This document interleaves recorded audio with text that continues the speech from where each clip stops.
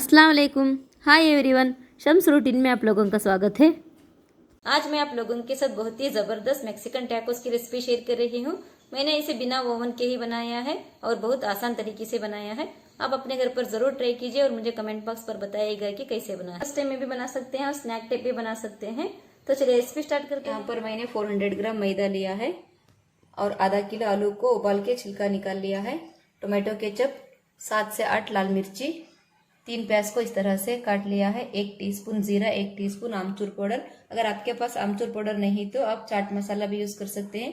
अगर वो भी नहीं तो कुछ नींबू का रस भी थोड़ा सा यूज कर सकते हैं। 1 टीस्पून गरम मसाला, 1 कप कच्चे मटर, नमक, 1 टीस्पून शुगर, 2 टेबलस्पून दही और 1 टीस्पून जीरा पाउडर। तो सबसे पहले हम आटा को भून लेंगे। इसके लिए मैंने एक बड़ा वेसल में आटा डाल दिया है।